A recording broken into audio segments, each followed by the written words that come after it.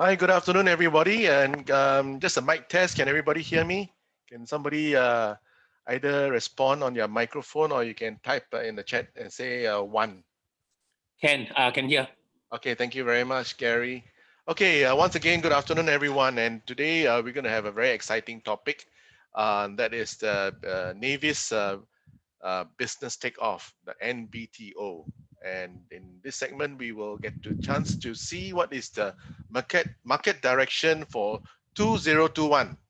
So it's going to be very exciting. And before we go into that, I want to steal a bit of limelight from Stuart. I'm just going to reiterate again for everybody for housekeeping. Number one is that please silence all your microphone. And if you can, please keep your videos on. I guess it's a form of respect for the trainers and the speakers. And then number two, that should you have any questions, you can straight away type it into the chat box here so that we can come to address it when we come to it. Okay, without much ado, I'm going to just start off very quickly by stealing the limelight from Stuart by talking a little bit more, reintroducing to everybody about the Navis Training Mastery. So quite a fair bit of so-called discussion and planning and work has been gone on to this segment. So ever since I've taken on this role, so what I'm going to do is I want to actually basically want to share with everybody the basis of training. Now everybody knows everywhere there's training, even in your ex-company that you work in, MNC corporations, you also have training. But the training principles here that we want to have in Navis is going to be very different. Why? Because we want to make the training count, and we want to make the training to stick to it. So to do this, we have certain principles, and the principles would be we go by the SMRT principle. So if all of you who is familiar with SMRT, the taking the train, so you can remember the acronym for SMRT. So the number one in the basis of the whole training program, all the programs, is to give you the skill set. That means to say, for example, if you have something like the Project Apprentice, which is now the new name called Navis Project Mastery. Inside here, you will learn all the skill sets like the timeline, how to build a sales kit, how to do the financial calculations, and so forth and so forth. So we call this the knowledge. Okay, everybody needs the knowledge in terms of this area. Now, having in knowledge itself by alone is not good enough, because we always know that after a while, why is it that some of us actually so-called feel that we have lost the steam, we feel that we have lost direction. Then you start to your mind start to have a lot of self-doubt, a lot of internal self-saying. So we want to incorporate part of the training called the mindset. So in the mindset training, we address all the no, as in the no. We learned how to say no to all the negatives, and then and how we can actually set our mind back and realign back and ground ourselves. This is very important. In our business, okay, we need to stay positive, we need to stay upbeat, because whenever our customers call us, they'll definitely want to talk to an agent or talk to you if you are ever positive. The third thing about the third principle is R, which is rehearse. Now, no point having the skill set and no point having the mindset if you're not going to put it into practice. So when you put it into practice, this is called the know-how. Now, first time you learn something new, it's going to be you're going to be a bit fuzzy around the edges. You know roughly what it is, but you can only become a master or mastery of the whole thing if you keep on practicing and rehearsal. So these are the things that we encourage during the training for as many hands-ons as possible. And last but not least, the T principle, which is technology. So the technology, of course, we have our link up, which is very strong. And from what I understand is that we're going to have a few more modules of link up coming up. Of course, they're going to be different names, but definitely they will be at your, these are the resources at your disposal. And with this, all this technology know-how, you combine this with the other three principles, you will be able to double your income. I'm quite sure of this because I've studied the so-called the training principles, how it is being applied to other organizations as well. And this is quite consistent. Now, when I say other organizations, I'm also actually talking about principles that are being taught in the US, all this, especially the United States, the so-called the gurus of how they actually go about it. So these are, so we glean from the best practices. Okay, so now the roadmap. So everybody wants to know how you can actually progress. So what we're going to do is we're going to start off with this whole series. We will call it the Navis Training Mastery from now on. And the roadmap, you start here. So the roadmap is in the orange color. You start right at the bottom over here. Of course, you got all those abbreviations, and to help everybody to be clear with the abbreviations, we have all the full explanations at the bottom. So you can actually get to progress from the bottom, start here to NIM, NPWP, NRM, and so on and so on. So what are all these courses? Okay, in general, okay, some of you may ask this question, okay, must I really start here at the start here circle? Well, it depends on who you are. If you are just new to Navis, it means you just join in as to Navis as a brand new RES, or you just join us when you are from another agency. So the first one that you have to do is NIM, which is the Navis Ignition Mastery, is to really help you to kickstart and gives you a broad orientation to everything. So in terms of the market direction as well, you'll be covered, as well as what are the resources, who you can speak to, and the different sifu, the different masters in the entire training programs, so that who you can actually approach. Because each one of us, we so-called, we spend and invest the time or to specialize in our own respective training notes, so that we can best give you the support that you need. So if you feel that, of course, if you're already already in Navis, you can skip the first step, and then you can actually progress to the rest. Now, there's this course, this structure, this roadmap is designed in such a way that it has the structure in terms of the format, and yet it gives you the flexibility. That means you can move along the entire pathway up and down. So as long as you feel that if you have you feel that there's a shortfall, you feel that there's a need, you need to cover, you need to get good at it. So by all means, I encourage you to come and attend that particular segment. Now, once you finish the entire the roadmap already, okay, the design and the course layout is quite robust. I can very well assured that you will be actually earning much more after all these trainings. Now, let's say you want to progress further, just like a doctor. So now you study, you become very good at it. You reach the last stage. You have gone for your attachment in the hospital. So now you're qualified, you are a doctor. So you want to specialize. And what do you want to specialize in? It can be orthopedic or cardiology or something like that. So what we propose is the next phase is the specialization. That's represented by all the red color hexagons. So the specializations will cover things like the landed properties, the HDB properties, the commercial industrials, as well as the so-called the project. Now, one interesting course that we want to introduce that you may not be aware of is called the N-Lead. The N-Lead is meant for leadership. So what does leadership cover is that we want to encourage. Now, all of us, we always say, please recruit, because we want you to actually get passive income as time goes on. This is the business model that we want. We hope that everybody can adopt, because after all, you can really be an agent until the very last day. So do you really want to do viewing until the very last day, or do you want to actually enjoy the fruits of your labor when you actually have a team to support you? So for this, under this part, under the leadership part, we will train you the know-how, the step-by-step, okay, of actually how to do recruitment and, more importantly, retention, okay, and how to motivate your team. And last but not least, okay, as always, we will always encourage you, don't be specialized in everything, okay, because jack of all trades is actually master of none. Pick one and be damn good at it, because that's how you brand yourself.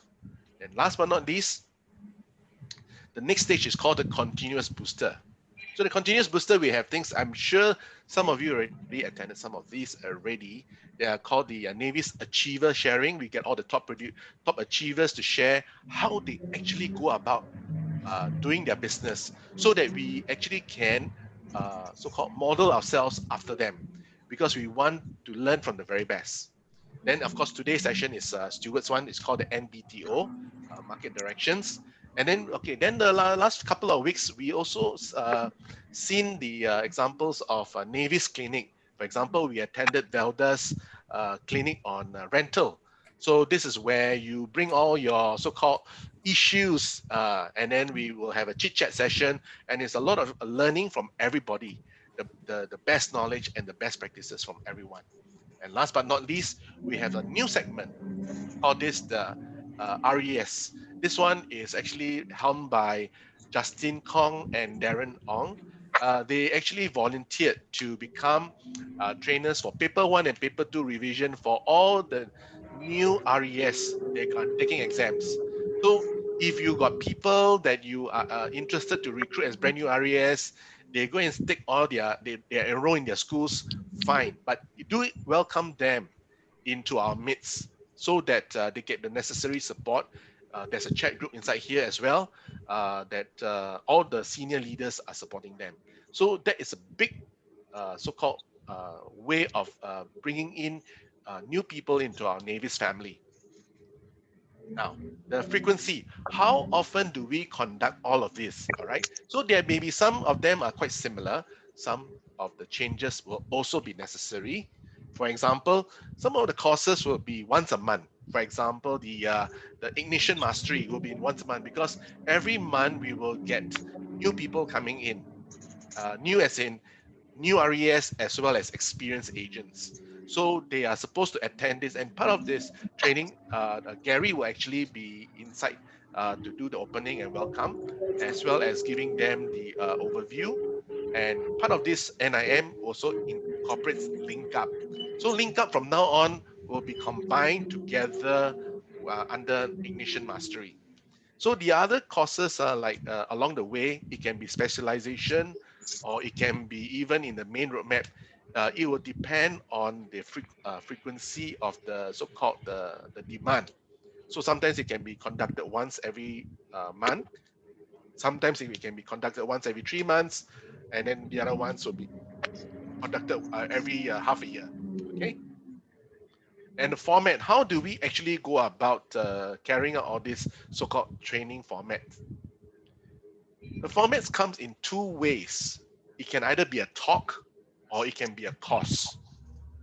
Now, as in all talks, we call them sharing sessions. They are free, they are recorded, and they're going to be uploaded into our Navis learning group, the Facebook. Now,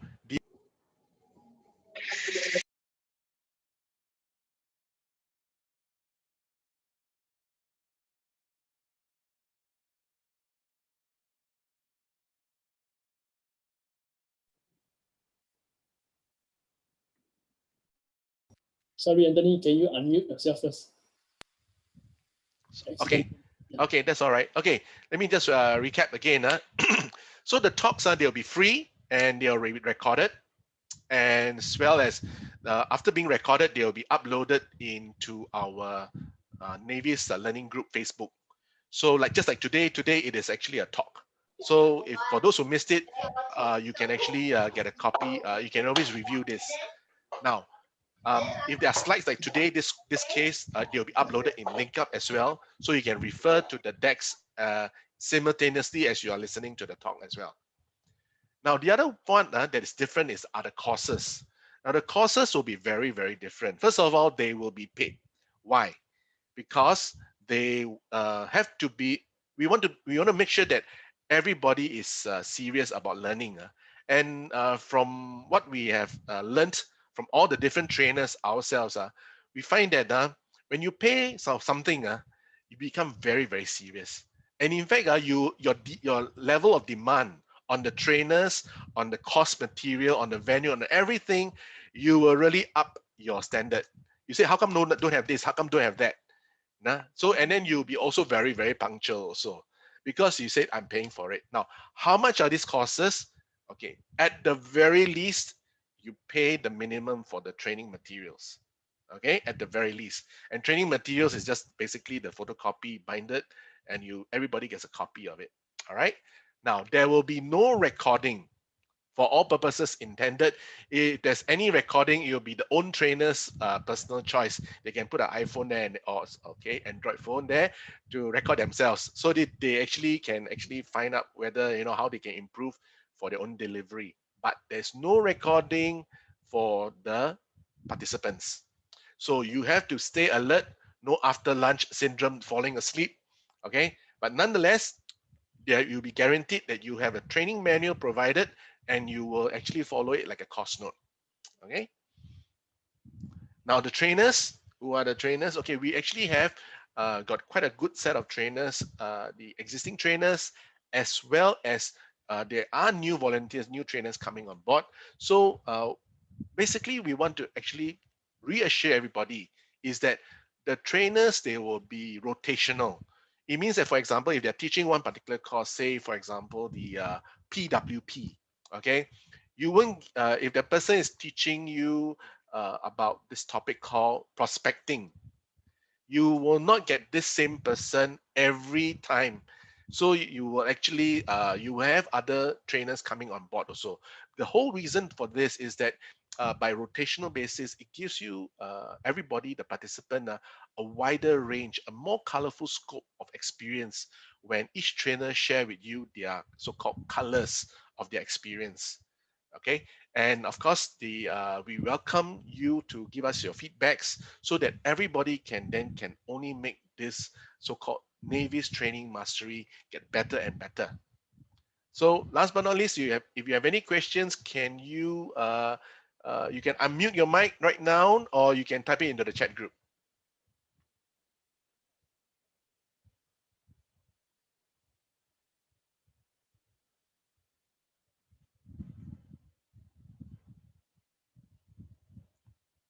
Okay, so that's a very good sign. Either very silent or everybody has dropped off. Still around, bro. Still around. Okay. Okay. And because I can still see the chat room, okay, it's still 160 over. So I guess everybody can't wait to hear the next segment. Okay, very exciting. So nonetheless, if you have any questions, you can drop me your message directly, or you can put it in the chat group. Okay, then without I keep to my time limit, 15 minutes, really 15 minutes after the intro, I will hand this floor to Stuart, and take it away. I will unshare this right now. Okay, thank you so much, Anthony.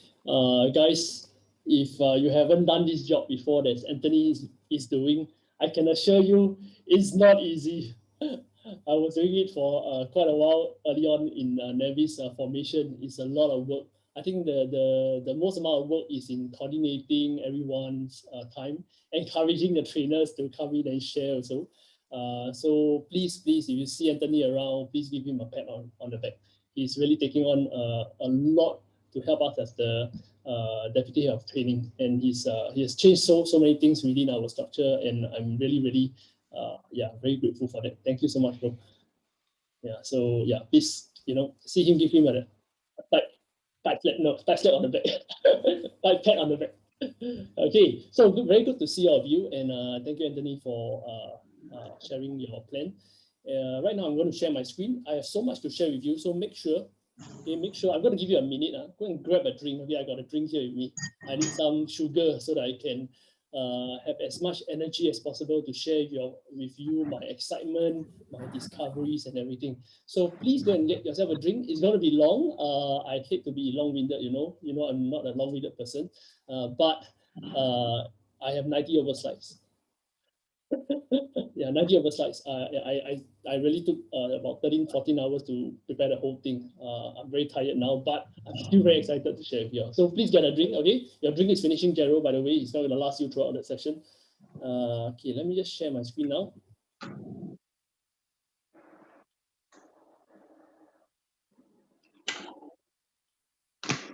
I understand that the Orange Tea's town hall has overshot a little bit, so I hope those guys they are already back here, because they were asking me to just hold on a little bit. Okay, so here we are. Market direction 2021. So first off, I hope everybody is good. While we are in the last month of the year, second last month of the year, and I'm sure this year has been very eventful or uneventful, depends on what you have been doing with your time in the past few months. Probably once in a lifetime, hopefully. But one thing for sure, we are getting out of the woods. Okay, signs are pointing better in most directions. There are a lot of cures coming to the picture, while there are also uncertainties, but we are out of the eye of the storm. Okay, so today what I want to share with you is very simple. In 2021, what is business going to be like? Are we going to be back to normal again? What are the signs in the marketplace that I covered in August with you that are taking shape right now in these past 3 months that has passed? So have you been taking action on the signals I shared with you? Have you been relaying them to your customers, engaging your friends? Because whatever knowledge that's unused will end up forgotten. So it becomes useless. Okay. So today I'm going to do the same thing again. I'm going to cover more ground. Okay, I'm going to cover some things I've updated since August, and then also to guide you on 2021 where to focus on. Okay, so there's some very interesting insights when I do research. Sometimes it takes so long. It's not because it's difficult to to picture to draw the data. That's just tedious, but it doesn't take a lot of time. The most difficult part is to identify trends in the market and backtest concepts, backtest my own thesis. All right, and then to find data that corresponds or disprove what my thesis is. So that's what takes the most time. And I think there's a few major areas that it will be very exciting to you all, okay, to prospect and to engage your friends and clients in the next year. Now, this was what happened in August. If you haven't joined us then, please go into Facebook group, Navis Learning Group. There are a lot of videos there, awesome training videos from the rest of our trainers, from Anthony, from Justin Kong, from a lot of our trainers that are there, and go through them, okay? So you have to listen and re-listen and re-listen so that you internalize what's happening. Sometimes we listen, but we are not convicted. When we're not convicted, we will not be able to convince ourselves and convince others of our point of view. So you have to listen and re-listen, all right? So 27th of August, please go back there and just listen to that again if you have missed that, okay? Because some parts I will not run through so in-depth because the last round I did it in August. Now, what is happening in the market? Yes, COVID has struck, let's do a macro view first. COVID has struck us, the market badly. Some people have lost their jobs. Some people have been furloughed. They lost, they are no longer earning as much as before. But people have been talking about a U-shaped recovery, a V-shaped recovery, and so forth. But so far, what we are seeing in the market is more like a K-shaped recovery. All right. So this is taken from the US Chamber of Commerce. It's happening around the world. This K-shaped recovery, where the wealthy people are getting wealthier. Okay, those that are gainfully employed or in certain industries, especially, they are doing especially well. They are less affected by furlough because they can work from home and work anywhere there's an internet. Whereas some areas in the economy, such as the lower wages segment or travel, entertainment, hospitality, some food businesses are also suffering very badly. So this is turning out to be a two-pronged kind of recovery. Some people are doing especially well, some people are not doing well. Yeah, so it's important to know, because although we are not, it will still take a while to get out of the woods, there are still a lot of money to be made in certain areas of the market. So hopefully you are there, hopefully you are able to guide people there as well. So if you remember in August, I shared with you this Federal Reserve printing from the left. Okay, we saw money being printed in Q4 2019. Okay, just hang on, let me just get my marker, okay, over here. And then we had a US stock rally in March when the market dropped very badly and rallied back. Singapore rallied thereafter, okay. And then more recently in these past 2 weeks, if you notice the stock market in Singapore, we had a very strong rally the past 2 weeks, about 15% easily. All your bank stocks, UOB stocks, DBS stocks, all went up a lot, okay. And we are somewhere around this mark already. And what we are looking at is actually a rebound in the real estate market next. Okay. Real estate is a less volatile market and also a slower market, a lagging indicator. Stock markets are usually the leading indicator in the world. I'll explain to you why. All right. And recently, if you have been out there selling resale homes or serving buyers, you realize things have changed so rapidly. What has changed? You will know that resale owners, HDB owners, are getting COV everywhere from Woodlands COV 30K to, of course, Punggol to Tampines to even very old flat COV. Okay, and this is the HDB market. And then the resale market, a lot of owners have sold their units fast, and then there's a lack of supply in many launches, in many resale condos. In one weekend, Danny Han, one of our teammates, sold Maplewoods at a very, very good price in just one weekend. I think there was 12 or 20, 12 or so viewings. So there's a lot of clear signs of rebound. In this COVID situation, one thing has occurred, which is very evident now. People are staying at home so much that they are willing to invest in better homes, right? They are staying at home so much, they need bigger homes, better homes, and they feel the need to upgrade. Okay, and my friends are like that too. They are finding that their homes are too small. They are all like, I need a 3-room, a bigger 3-room, not a 990 square feet room. I need a larger one, and so on. Okay, so this is real, this is on the ground. If you have not been active in these past few months, this is actually really what's happening, and you got to get your momentum back soon. Okay, and why is this happening? I want to explain to you this stock market versus economy time lag theory. All right, so usually what happens is the stock market will react first because a lot of analysts, banks, and everything will be analyzing the market. Okay, so stock market is the orange line, economy is the blue line. Of course, the economy moves right on news, and also similarly, real estate markets usually move on news. The average layman home buyer is someone who doesn't actively monitor the other markets or economic signals. They just look at the Straits Times, Channel News Asia, Today Online, and so on. And by then the news comes out, they are late to the game. So what we are seeing here is actually a time delay, all right? Okay, so we have to know stock market. Why? Because stock market in the past few months have been appreciating, going up, right? Okay, and then what is happening in the economy? The economy is likely put in very near, okay, now we are probably near the bottom or somewhere here. Okay, why? Because the stock market has been recovering for a while. Now, I want to ask you, when you buy into real estate, right? You want to buy in when? Okay, you want to buy in before you hit the top here, right? Because once you hit the top here, what happens is that's the market top. Once you hit the market top, the market starts to go down. But for a lot of people in these early stages of growth, right, they are cynical. They have skepticism. They say that it's not over yet. The worst is yet to come. Some people have a negativity bias. Worse, forever the sky is falling. One day they will be right. Okay, one day they will be right. But where are we now? The economy, if I ask you, where are we presently? This part, where do you think we are? Okay, where do you think we are? Make a guess. Okay, very likely we are somewhere just here. Meaning, before you know it, okay, this turnaround will come in. In fact, in the real estate market, if you look at the HDB market, it has already went up. Okay, quite a fair bit over 4 months.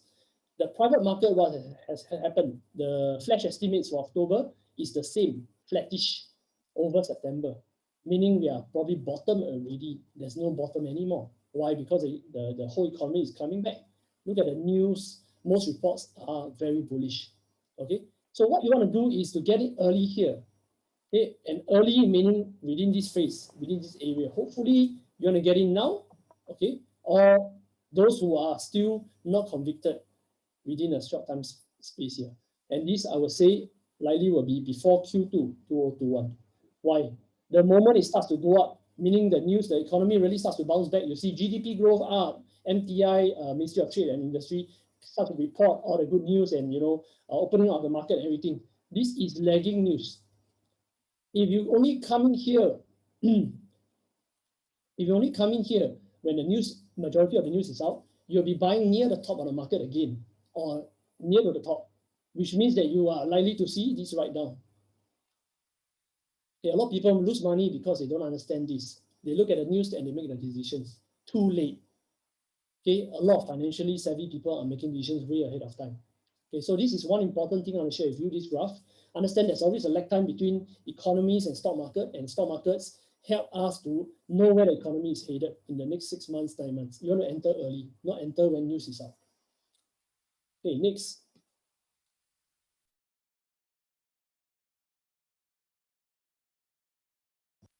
What has happened since August when we talked? Okay, this is the Singapore stock market. Okay, this is the low. The low was here, as you can see here. And then there was a rally. And then it came down again. And then there was another rally in the past 2 weeks, a very strong rally, 15% or so. Okay, right now we are almost 89% of pre-COVID times. And this is very interesting because people, banks, analysts, a lot of investors who are actively investing, they are already bullish on the market next year. Okay, next. We take a look at the US market, okay, because as I told you in August, right, when US market becomes overvalued, what happens? A lot of investors will take money off the table and they move their funds back to Singapore, which was exactly in the past 2 weeks what happened. Okay, why was the US market overvalued? Now let's take a look here. Okay, this was the peak of the US market before it went down due to COVID. Okay, and then it recovered all the way back to here. And if you look at it this way, it's even past the last highs. Okay, past the last highs and still climbing. So when this happens, and because I trade both markets also, when this happens, a lot of people, investors, are getting money out of overvalued stocks in the US. When they get money out of overvalued stocks, right, where will they put it? Okay, they'll put it into areas like Hong Kong, China stocks, Singapore stocks. And some of them, of course, they want to be all in on stocks because all in on stocks is equally risky, right? So they will look for properties, or they will look to increase their property quantum from maybe from a small landed to a bigger landed, from a small condo to a bigger condo, or to a penthouse. Okay, so the US market has gone past the past high in pre-COVID stage, and this is why fund flow is coming in. So that's why I told you earlier, you have to study the fund flow, and you have to know that stock market leads many markets. Okay, now this chart is something that compares the PPI, the property price index of non-landed, because that's the majority of the private market, and the STI. Okay, and I want to show you here that usually the PPI will see gains averagely 2 to 3 quarters after STI recovers. Okay, so what you can see here, I have highlighted in this, okay, in this shaded area. You can see here the red color one is the STI, right? It recovered somewhere in the second quarter of 1998. In this case, the recovery back in 98. And then subsequently over here, in quarter 4, 2 quarters later, the PPI recovered. Okay, the next one you'll see is here, this area. Okay, what happened here? You can see that the recovery in the stock market happened in 2003 Q2. Okay, and a strong recovery, it took a while, but a strong recovery in the in the private property market only came about somewhere here in 2006. That was quite long, that was almost 3 years later. Okay, but similarly, when the STI drops, right, over here, when it drops, you can see that a few quarters later, the property price index drops. Okay, they are very, very closely correlated. Next one, was 2009, 2009 when the recovery came about in the stock market. That was somewhere in Q4 to Q1 of 2009. The next thing you know, about 2 quarters later, here, this area. Okay, from here to here, the property price index went up. Okay, then subsequently there was a lot of strong growth here in this area. And what we're going to see here again is once again the red color line. When it went up, 3 quarters later, the PPI went up. Okay, so where are we now on the Straits Times Index? Okay, although this is because this is a blown out chart, it's from very far away, so you can't really see here that there's a recovery in this part, but the recovery has already surfaced. Okay, because it's quarter data. The previous slide, if you remember, I showed you the monthly data. From the monthly data, you can see what's happening. The uptick in the STI already is more than 15%. So this is actually an uptick. When this uptick comes about, you can be very sure that this area is going to see another upside trend. Okay, so I want you to share these things with your clients. Some of them are very savvy, some of them are not savvy. But either way, both will benefit by you sharing, understanding, and sharing with them, right? They will know that you know your stuff. Okay, because you just don't want to be a buy, sell, rent broker without any value add or any value added insights. Okay, so where do I estimate the market to start to be a lot more bearish and the news to be, very strong data and property recovery data to start coming about? This is when I expect it to come in. December 2020 all the way to March 2021. So in the next 1 quarter, okay, the next quarter is very important for you to reach out. Okay, this is the best chance to grab clients, to work with them. Okay, be the one who gives them the heads up, because then they will stick with you and work with you. They're more likely to do so. Okay, now I want to look at this investor psychology, because apart from data, emotions also play a part. Confidence also play a part. Sentiments in investing. So I want you to look at this chart and tell me, where do you think the market is? Okay, where are investors at? At which point are they at? Or at which point, if you cannot tell where the investors are at, tell me, where are you at? And then put inside the chat group. I just want to see your answers. Where do you think the market is at this moment?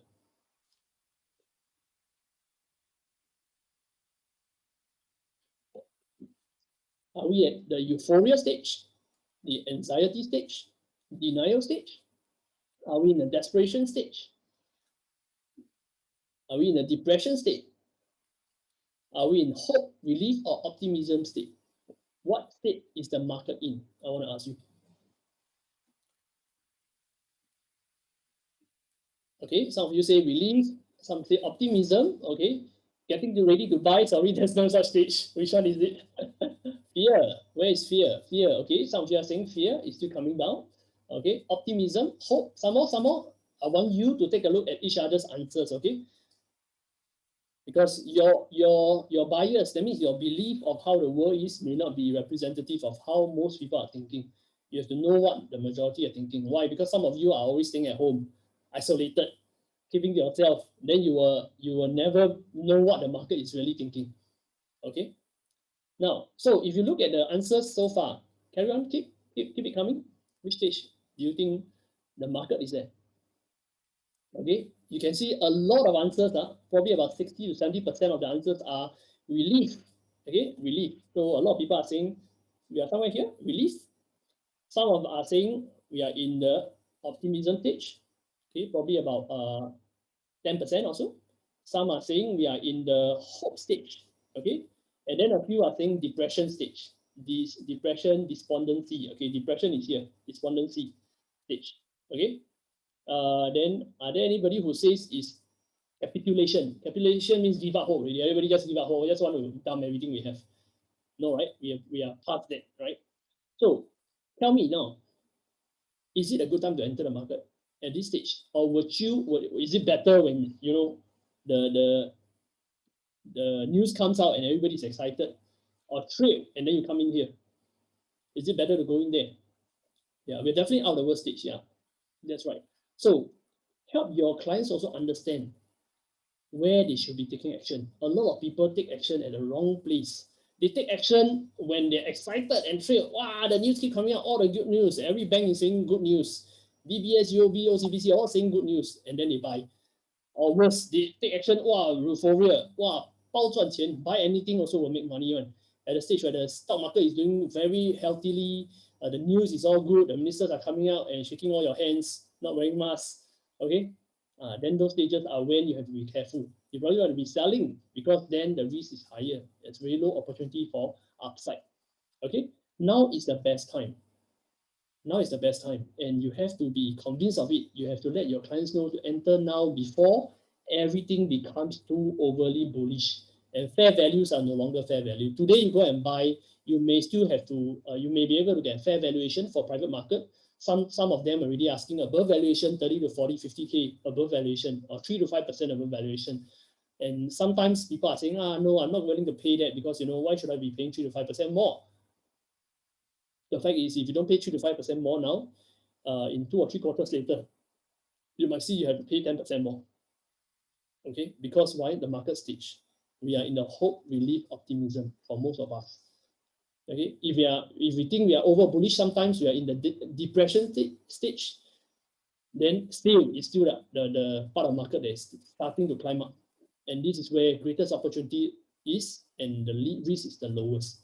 Okay, of course, it's not just about emotions and sentiments. I will explain to you fundamentals later. What is driving the market supply and demand? So you understand that as well. Okay, all these things I'm showing you are in a slide deck that you can refer to and you can present to your clients. Ask them questions as well. A good presentation is not one where you just talk. You ask them where are they at, where do you think people are at, and then let them think for themselves whether they want to take the risk to go in now. Because low risk, all investment carry risk, but low risk is better than high risk. Okay, now next. Characteristics of a recovery phase. Now, look at this chart about economic cycles, okay, and the checklist of things that usually happen at each stage of the cycle, and then tell me in the chat group, where do you think we are now? Okay, are we in the recovery phase? Are we in this phase? Okay, is this what you see in the market? Or are we in the early upswing phase? Or are we in the late upswing phase? Or are we still in a recessionary phase? Where are we? Okay, so where are we? Cheryl says recovery, very good. Cheryl says early upswing, okay, very good. What else? Early recovery, early upswing, okay. Okay, some of you may be still reading. Good. Okay, so let's take a look at the recovery and early upswing phase since most of you have this. Okay, Roy says you're still in recession. Lynn says recession. Okay, no problem. Okay, let's take a look. Let's take a look at recession first. Okay, on this side. Okay, recession. Confidence. Is confidence weak right now? Nah, it's not really weak, right? It's not the worst. It's probably not very high yet, but it's not really that weak. So relatively maybe in the middle, let's say a 5 out of 10. Okay, inflation peaks. Is inflation peaking? Not really. Production falling? Yeah, probably yes. Okay, production is probably won't say falling. It's fell already. It's more like it's at the bottom and is it going to recover next year? Okay, short rates are what? Interest rates. Okay, drops already dropped. Okay, bond yields drop already dropped. Stock market bottoming already recovered, right? Commodities weak, yes. Oil price is still very weak. Okay, gold price is not, but oil price is very weak. Property prices weak, no. So it's not entirely recession, but yes, there are some little bit of signs of recession, but it's close. It's like just out of recession mode. Okay, how about the recovery mode? Are we seeing stimulatory economic policies? Yes, right? Okay, we are giving, the government is giving so much in the market, right? Confidence picked up? Yes, a little bit. Okay, inflation falling. Inflation is still low as of now. Okay, interest rates low. Yes. Bond yields bottom already. Stock market rising. Yes. Commodities rising. No, not yet. So yes. Property prices bottoming. In fact, recovering already. Right. So where are we exactly? We could be somewhere. Okay, there's no right or wrong answer. Let's just compare notes. Okay. Then there's also this early upswing phase where healthy economic growth, no, not yet there. Increasing confidence, yeah, somewhat slowly but surely. Okay, inflation remains low, yeah, okay. Stock market strong, not yet. Already strong? Not yet. Property prices picking up? Yes. Okay.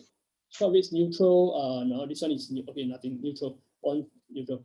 Okay. So where are we? We could be somewhere between. Okay. We could be somewhere. Okay. This chart is supposed to loop around. Of course, recession goes into recovery. Recovery goes to upswing and so on. We could be somewhere around. Okay.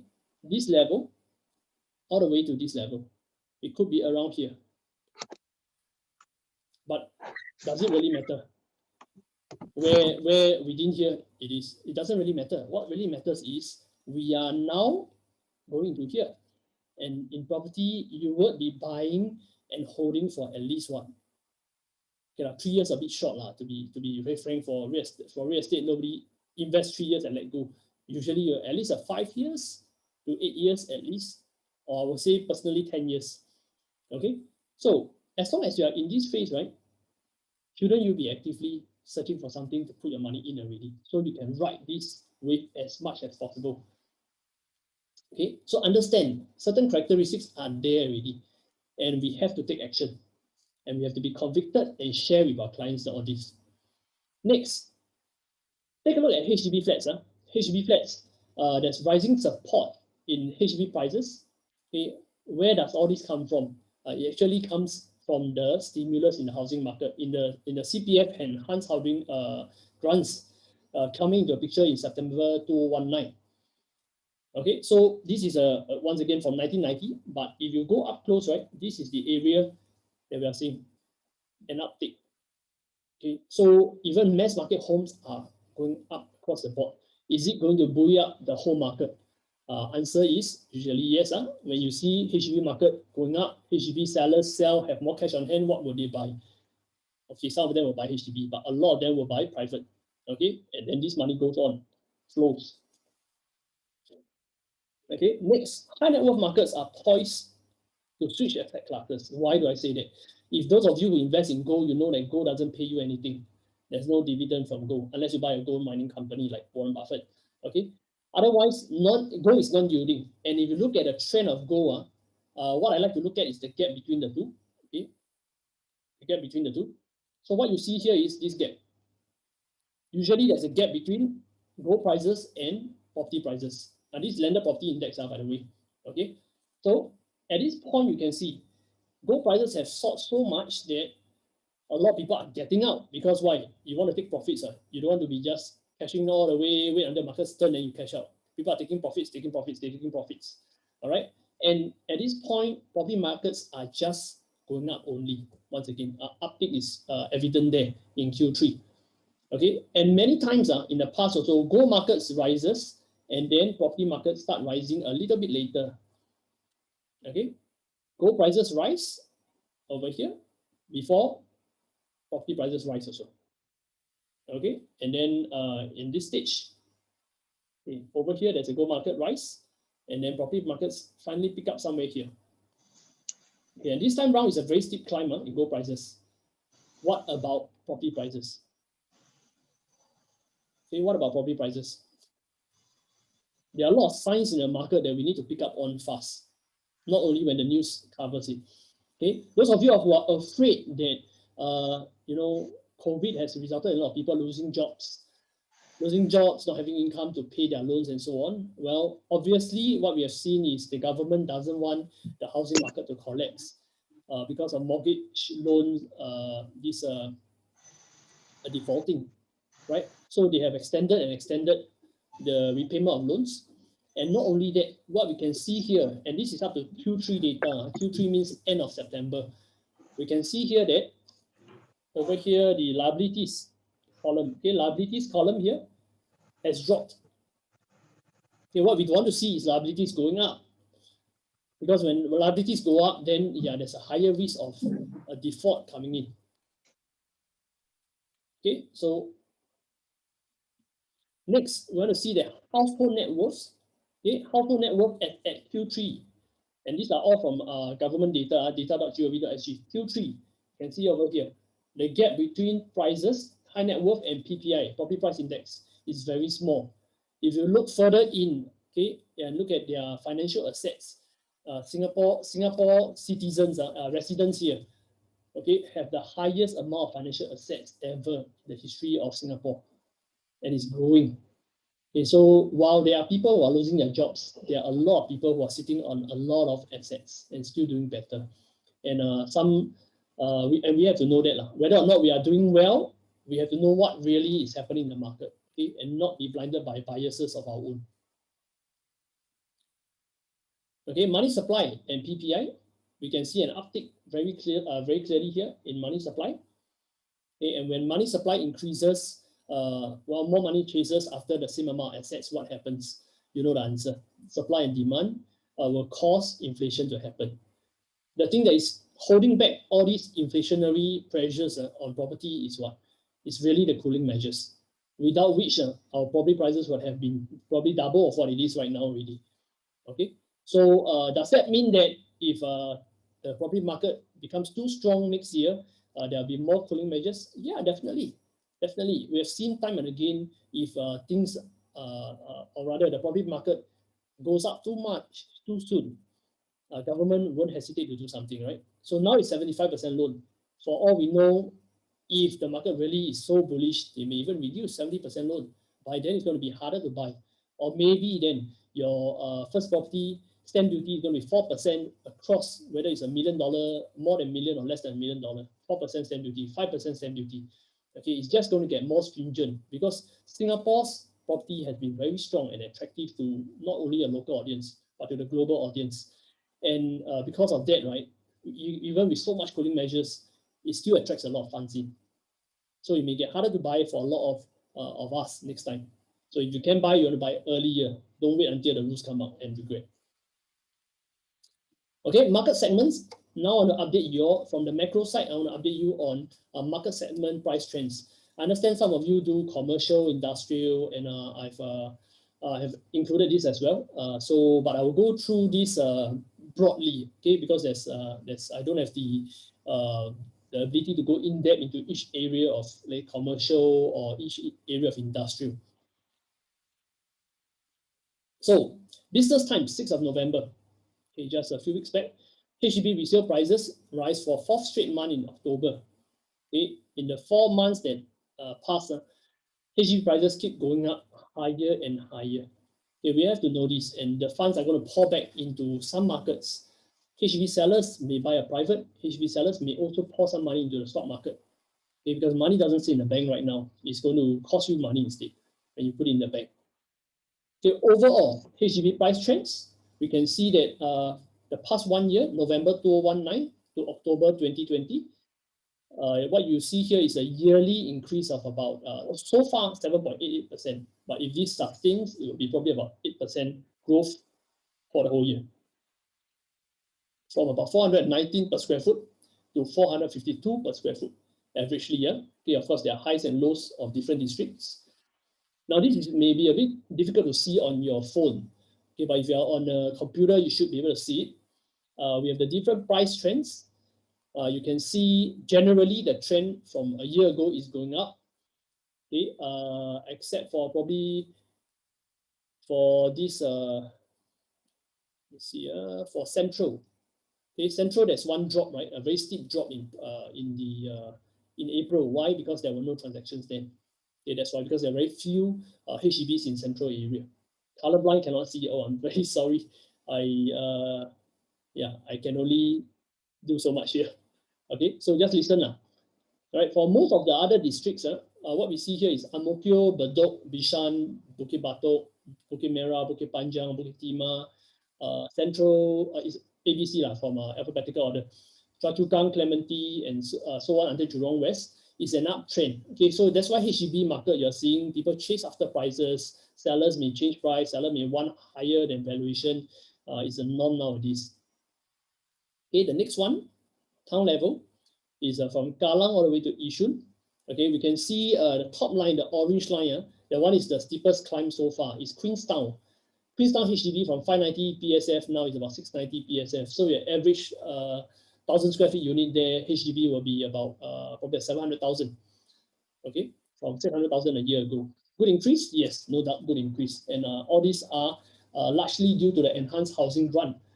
That's basically cash payouts to resale owners. I think the effect should have come in earlier in March, April, May. However, because of COVID, right, so there's a pause in price growth. Okay, so overall, you'll see the rest of the districts all going up in price, from Punggol, Sengkang, even Sembawang, across the board. Okay, so this time round, the appreciation is not constrained to the private market, but the HDB market owners are also getting a good windfall from this. So I think the next time round, they will do this type of stimulus earlier than September, because when elections came around, the effect wasn't there yet.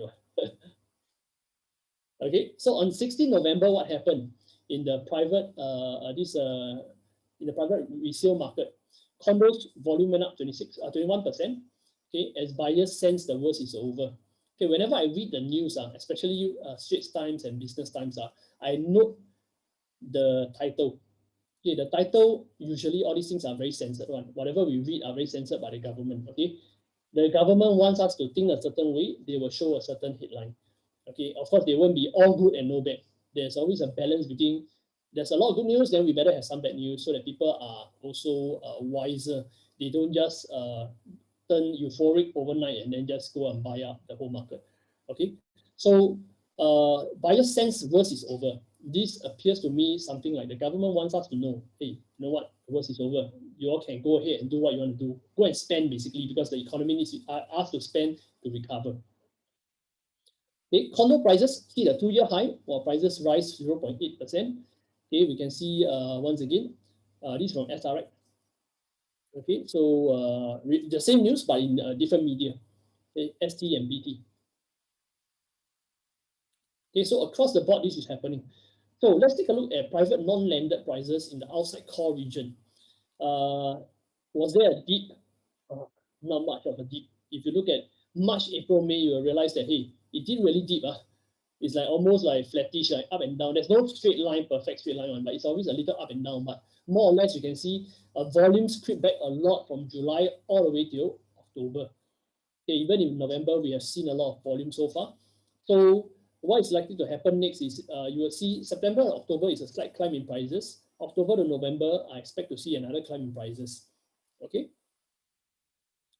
RCR, similarly, RCR is almost no correction, okay, except for April, where probably the gloomiest period of our life at that point.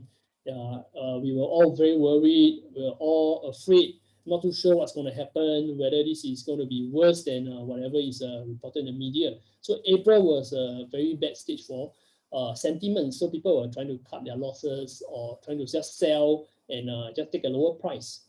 By now, they will have regretted because prices are largely coming back up. Okay, that's the RCR region. Let's take a look at the core central region. Okay, core central region, people are a lot more affected. As you can see in March, what happened was people from 2,100, about 2,100 PSF, prices came down averagely to 1,009.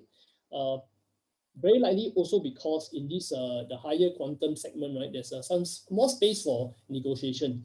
At the same time, some people exited then, like my clients, they exited them then was not because they really were urgent to sell, but because they saw a lot of discounts in the stock market. So they were taking money out of property, sell faster, discount a little bit, never mind, by going and grab all the, your Google stock, Facebook stock, Amazon, Alibaba at a cheap price. All right. So that was what happened. And then subsequently it recovered back. And we can see in August, it was the lowest point.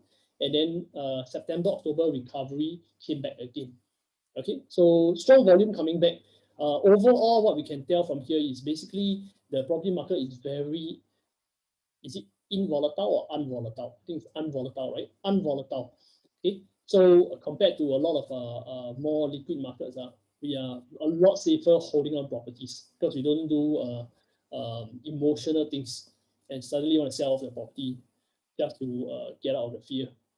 Okay, in the landed segment, outside core region, prices went up the most, in fact, in April, and then it went back down a little bit. July was probably the bottom of it when it corrected in July. Okay, and then subsequently almost sideways. Okay, in the coming months, I would expect to see prices climb up also. Why? Because you can see very strong volume rebound in the past 4 months. And strong volume means that sellers also know, because agents will be knocking on their doors and they have a house on the market. A lot of people knocking on their doors means that more people will be willing to pay a price sooner or later. Okay, in the rest of central region, okay, the trough, the lowest point was in June. Okay, following that, we had a recovery, and then in the past 3 months, it's almost sideways, but likely also to bounce back in the landed market because of reasons I mentioned earlier about other markets being overvalued. Then take a look at the core central region. Core central region landed suffered the biggest discounts in April and May. While there are discounts, some who couldn't hold on sold, right? Some of them totally withdrew from market also.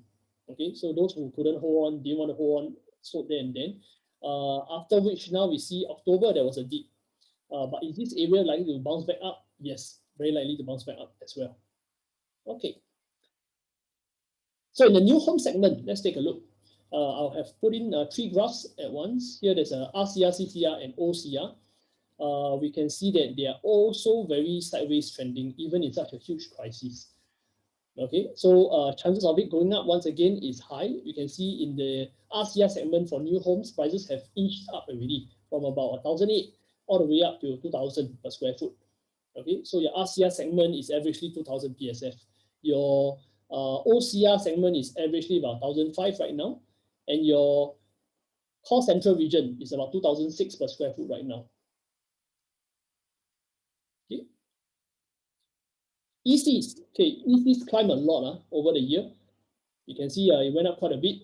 The low point was probably April or so, January of course, then followed by April. And then moving forward, right, we're going to see ECs cost upwards of 1,001 already, because price, once again, developers are very hungry for land, bidding for higher price. Construction cost is going to increase, as the minister has already announced, and all these bode very well for EC buyers and owners also. So if you can focus on something, let's say if you're doing a lot of digital marketing and you want to focus on certain segments, right? EC is one segment I strongly encourage you to focus on. It's easier to convince people to buy. There's very high upside potential for it as well. And then of course, from a HDB buyer to buy an EC, right? There's no ABSD, there's no LTV limits also. Right? You go straight for 75% loan still. So it's very affordable for a lot of HDB owners. Okay, so EC market, take note. Now, let's talk about some commercial. Offices sale trend. Okay, sales trend, the middle part of the year did drop. So we have March dropping, and then all the way till August dropping. But September, October, a lot of people are also moving up. Also, a lot of people are also taking up space again. Okay, so companies are also taking the chance to lease some places at a discount now before everything clears up, and then there's no discount. Everybody's busy fighting for space again. Okay, so we are seeing an uptick there in offices. We see retail sales in the past 3 months. Retail sales also uptick in sales prices. It really didn't drop much, right? Averagely 4,000 PSF. Now it's about 3,000 PSF. Okay lah, yeah, it did like it. For retail, it did lah. 4,000, 3,000 is quite a bit, okay. But a lot of them are coming in now to grab space. Okay, private shop houses. Wow, private shop houses very interestingly went up. It's like a monopoly game. I always say, once you finish buying landed properties, and then people who own GCBs and everything, then what do they buy? The next thing they can buy is shop houses. It's like monopoly. They don't make more shop houses anymore. They make more. Developers are still building more landed homes, but nobody's building new shop houses. So in the long run, it becomes like a Hong Kong or Penang issue where it becomes exchange. This very rare art piece. The shop house is like art piece. It's an exchange between high net worth and institutional funds. Okay, they start to collect something that is rare. Now we can see prices also climbing back up from May, the bottom of it, all the way up to currently it's about 4,500 per square foot. Okay, warehouses space. There were some asking me about warehouses. B1 warehouses, well, prices are almost sideways. I guess warehouses are still important, especially in today's market of delivery, online sales, and everything. Right? Warehousing is still doing very well. Okay, so it's sustainable. Okay, it's not dropping. It's not going up fast. Also, it's just sustaining. B2 factories also, just flattish, not much movement in prices. Okay, office rental trends. They are also recovering in the past 3 months, although flattish, but recovering a little bit. So they are almost the same price as pre-COVID times already. If you look back at January, December, and November. Then retail prices. Okay, retail prices did come down. So of course, there's a lot of rebates and everything, right? So apart from that, in August, there was a slip. From July to August, it went down a little bit, and then went down, it was flattish, and then went down a little bit more in October. Is it likely to still, correct or stay lowered for a while? I guess so for this part. Hey, retailers are still suffering. So private shop houses, rentals, they went up past the phase 2. And then after that, they slipped a little bit more also in October. Okay, and then B1 warehouse rentals, we see an uptick in May, but following that, it went down, back down to about $1, and it's probably, sorry, not $1, $1 and $1.90 to $2 per square foot rental, still about there. Okay, flattish. B2 factories rent also around 170 to 180 per square foot, in case you're covering that segment. Yes, correct. So good news. Okay, so yes, there's no community cases for the past 15 days. So that's great news for the economy. Okay, so now we talk about focus areas. With all this data and everything, I know that's necessary. It's boring, but it's necessary. Okay, so 221 focus areas. Where can you focus on and find opportunities? Okay, we always need an angle. Without an angle to pitch, right, it's very hard to get any sales or anybody to take action. And through door knocking of our HDB, some of our people doing HDB, right, they door knock, they share a couple of slides, and then they got a sale and a purchase done, upgrading done, and so on. So what do you need to approach people? Okay, some slides coming up. First, we want to talk about owners of HDB flats with declining growth. Okay, it's a bigger market now. Okay, and I have done some studies I will share with you. I'm sure with this you can make some money from it. Okay, owners of HDB flats with declining growth. We will first study the capital appreciation rate for HDB flats of different age groups. Okay, people are always saying, hey, sell at MOP or sell on the 10-year or sell at the 20-year. Which year should we sell that will make us the most money? Now, this is where we will talk about this. Okay, so I have dissected the early years into 5 years, 5-year, 5 to 10 year, because 0 to 5 year, obviously you can't sell for most people. Okay, so 5 to 10 year, 10 to 15 year, 15 to 20 year, and then after that we go by batches of 10 to 30 year, 30 to 40 year, because there's no need to micro cut it anymore. Okay, so in the first 5 years from MOP, right, prices of flats generally grows about 2.65% in the past 10 years. Okay, I didn't use anything beyond that because rules long ago were a lot different, no MSR and so on. So now we just talk about what is more current in the market. Okay, 5 to 10 year average growth 2.65. Okay, 11 to 15 years, interestingly, grew quite a bit. So flats that were sold in their 11 to 15 year, owners actually made more money. They made 5.15% per annum than those who sold during MOP. Of course, this is generalizing also. I know in certain neighborhoods, like Punggol, those that sold in the 5th and 6th year might have made more than those in the 10th year. Okay, but this is overall, broad market view. Okay, you can still do a micro study of each area if you really want. Okay, so 11 to 15 years flats right now should be getting a lot of returns. Beyond the 15 year, if they hold on some more, they will see their returns drop to 1.97% per annum. Not so attractive anymore. You don't beat inflation. Inflation averagely about 2.56%. Okay, so you want to beat inflation at least. And your CPF pays you 2.5%. Obviously, there's a reason. Okay, because inflation averagely is 2.56%. So 1.97% is not really good. So any owner who is holding beyond a 15 year ought to sell their HDB. Okay, so this is a sales angle. Go and find people, go and look back in MOP clusters long ago. Everybody is targeting the new MOPs. And if everybody does that, right, you're going to find it very hard to stand out. But you could use this as an angle to target owners who have stayed in their HDBs or owners who have flats that are more than 15 years old. what's the reason you should really be looking to sell right now? Okay, because the growth is going down. Okay, how about the 20th to 30th year? Okay, flats in the 20 to 30 age category, right, grow by only 0.5%, 0.57% per annum. Very bad growth. Okay, and then flats that are 30 to 40% are starting to depreciate already. So unless all they want is a roof over their head, the cheapest possible roof over their head, then fair enough, hold on to your aged HDB flat.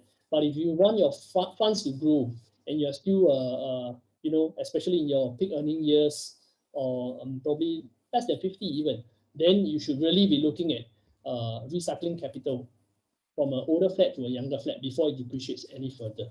Okay.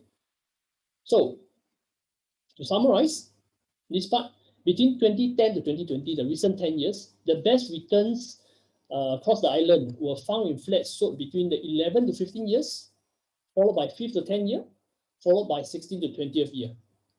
Okay, meaning if anyone is holding a flat that is 5-year-old, can they still hold on and expect some capital appreciation, decent capital appreciation? The answer is yes, they can. In fact, 11 to 15 year is the mark where they even grow exponentially. Okay, so they can hold a little bit more. Does that mean you have no business to do? No, doesn't mean that way. There are a lot of flats. If you backtrack to look for clusters that are in their 15 years of age right now, they should be getting out. Or 12 years, 13, 14 years, they also can think about getting out. Or some of them are already in the 16 to 20th year olds already, like Sengkang area, a lot in Tampines, a lot in Yishun.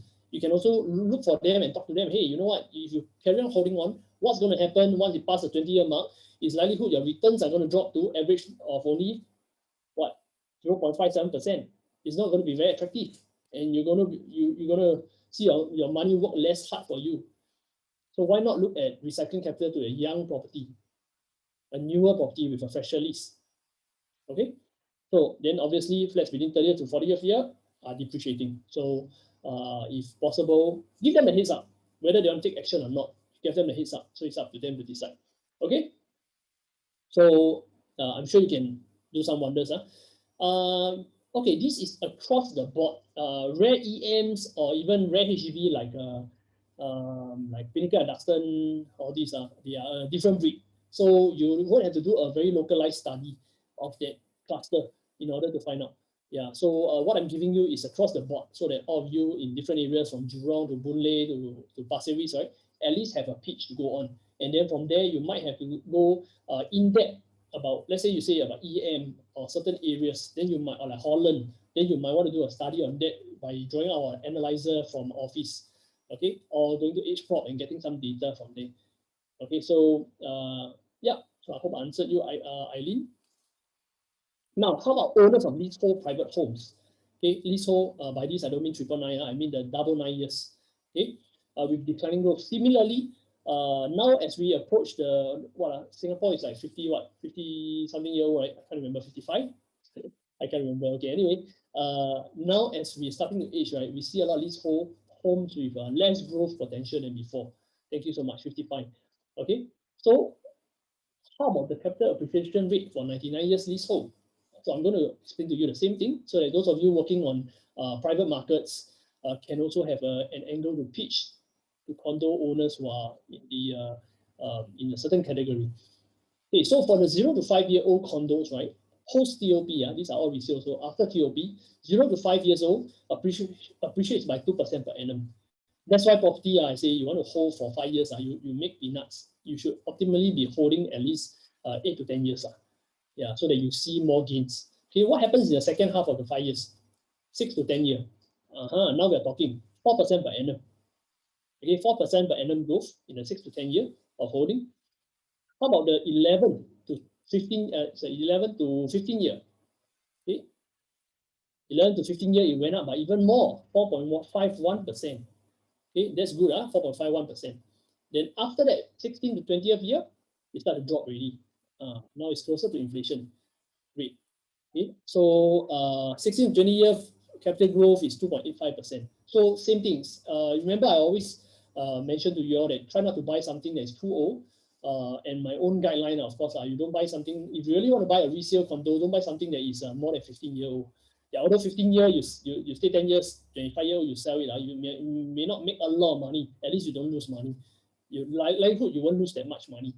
But if you buy something that's too old, you start to see depreciating returns, declining returns.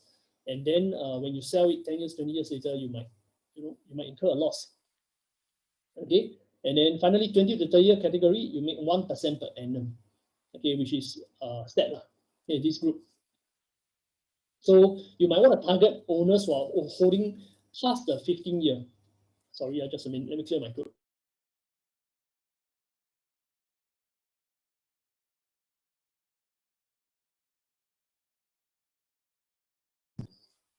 Okay, so you might want to target owners that are owners of condos that are more than 15 years old, because they are not likely to get so much returns as before already, and the optimal growth stage is no longer there. So get out of it, go into something newer, so that you can still ride the growth in your wealth. They make money work for you, don't just work for money. Okay, so surprisingly though, there's a segment that goes up a little bit. Okay, in the 30 to 40-year-old condos, 99-year condos category, this group of condos, right, appreciated more than the 20 to 30-year-old. And likelihood because this era of 30 to 40-year-old condos, right, they were built without optimizing of GFA, and there was a significant master plan changes where the plot ratio increases, height increases. So there's en bloc potential. That's why especially you see the spike in which years? You see the spike over here. Okay, in 2010 to 2011, when there was still an en bloc boom, and then you remember the en bloc boom of these years, 16 to late 17, there was en bloc boom, right? So prices climb a lot during these areas when there's en bloc boom. Otherwise, then it's likely to go into sleepy mode. Means it doesn't really climb in prices. Okay. Yeah, this is wait, let me see. Let me see some questions that you have. Okay.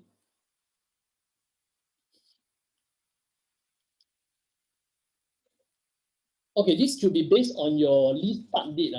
It should be based on your lease. Oh, sorry, based on your not lease start date, TOP date, because all these are 0 to 5 years, 5 to 10 years. These are all from their completed age.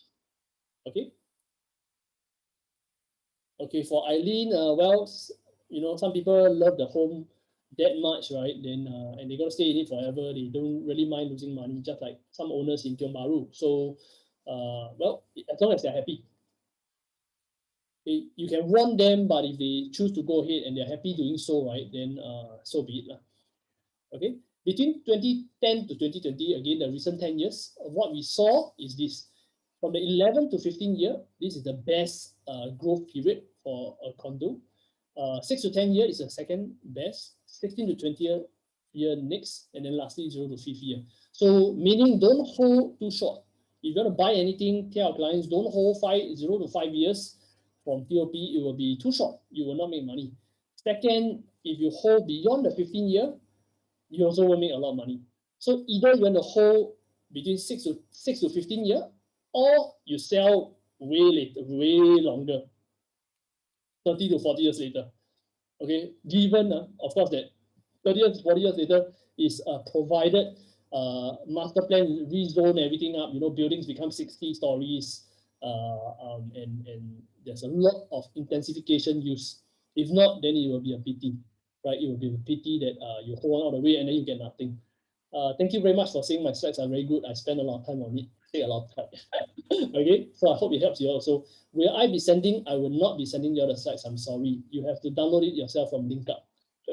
So it's in LinkUp under property wealth planning, under direction, if I'm not wrong. Yeah, it should be already there. Takashi, I told him already to upload it. If not, Taka, please upload. Compress and upload, please. Thank you. Okay, so I'll just pause for some questions here. Daryl asked, for buyer who wants to buy resale, okay, what is the age range to enter? Since you can't count based on TOP, I would encourage them to don't buy anything more than 15 years old.